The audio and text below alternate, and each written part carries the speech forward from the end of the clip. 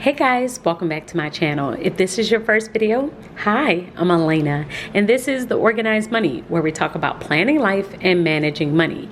In today's video, I wanted to talk to you about how I track my expenses within my budget planner for the month. So as you can see, we are currently within my budget planner on my calendar spread. I get paid every single week on a Thursday, and so I will mark off every single payday with a different color dot. This helps me to identify what bills I need to pay with what payday. So when I get paid on the 5th, that means it needs to cover all of the bills that are colored in brown. When I get paid on the 12th, it's all of the bills in pink. And then on the 19th, all the bills that are in yellow. And then on the 26th, we are going to cover all of the bills in blue. My monthly spread is how I am able to see everything that needs to be covered for the month. So this is the spot where I always start. So we have just finished covering the very first week of September. And so that is the week that I'm going to be focusing on as I show you exactly how I set up and work through my planner. The first thing that I will do is set up my paycheck budget sheet. So I did this on camera last week, and so I will link that video above if you missed it. But this particular payday was from 9/6 to 9/11, and the first thing that I did was write out all of the bills that needed to be covered with this particular payday. So we had my car note, my sleep number bill, we also had my home alarm, and I wrote all of those things down, including something that I forgot about, which was a subscription that came out, but it was not written on my monthly calendar. And I like to do this because it reminds me to make sure for next month that I do not forget about this particular subscription. The first part is to write in the bills as they clear my bill account. So this part is pretty easy. All of the bills are basically the exact same every single month. So I will easily write them down in red. The same goes for this section, which is my sinking funds.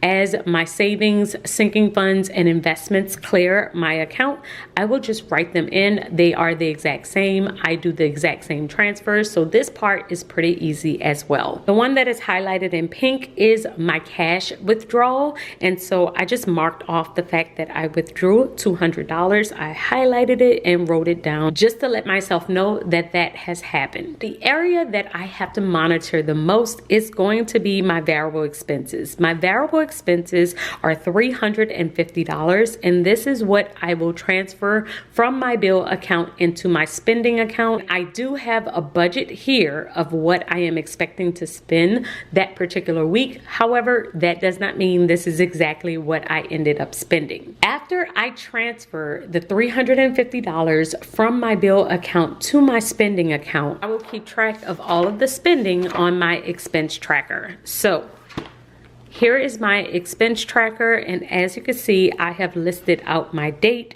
the description of the thing that I have spent money on, the category that it falls under, and the amount. I have Google Premium here because this is a subscription. It's not highlighted because it was not supposed to come out of this account. It was attached to my spending account, but it should come out of my bill account. So I will need to adjust that. That is why I have an asterisk here in red to remind myself to make sure that I make that adjustment. After that, though, we do have some additional categories.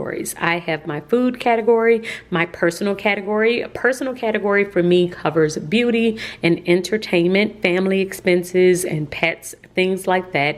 And then we have travel, which is gas for the car, air for the tires, things like that. This week we had to buy food for our cat, so I wrote that down here. We also had to put air in our tires, and that's why it's under travel, because it was a car expense. And then we got food. We ate out 3 times this particular week. So at the end of the week, I will add up all of these numbers to make sure that I didn't go over $350. But if I did go over, I will analyze every single category and see where I could possibly improve. One of the best ways for me to do that is to look at my budget check-in page. So this is my budget check-in page, and as you can see, I've divided up the categories for week 1, week 2, week 3, and week 4. I know I have $350 for every single week. I will write down what I spent every single week, and this is the page. This is where the magic happens, where I can see where I could possibly improve. Now this week we didn't do any shopping. We didn't have any beauty expenses. The only personal one we had was for our pet, and so I would just add those in. But for the very first week of the month, we did pretty good. But this sheet is probably the best way for me to stay on top of our expenses and to make sure that we're not going over our budget, because even if we don't do well the very first week, we have a couple of other weeks where we can adjust and hopefully improve. Now, at the end of the month, once I have added all of these up and I know exactly how much I have spent under each one of these categories, I will go back to my monthly budget page, and then I will close out my budget here by adding in all of the expenses that we did for the entire month. It helps me to stay on top of the different categories we have and make sure that we don't go over. And it helps me as I am checking in on my monthly budget to make sure that we are staying on track overall. But I believe this is the biggest step to your budget. It is not particularly the bills. Usually we get in trouble when it comes to the variable expenses, the additional things that come up, the beauty, the shopping, the entertainment, the food, all of those different random things. They will come out of our account and we have not categorize them properly, or we have not set aside money for those particular things. It's just like we're swiping our card. So this is the one where I really try and pay attention to those categories and make sure that I have enough money in my spending account to cover all of them. Tracking my expenses throughout the month. I really do love doing this way. It really helps me to stay on top of everything. And if it gets away from me, because that happens from time to time, let's say I did not get a chance to write down all of my transactions for a particular week, a lot of times I will add all of them up while I'm looking at my bank transactions, and then I will just write in the total, and I may even just write in the total here, so then that way I can just easily catch up.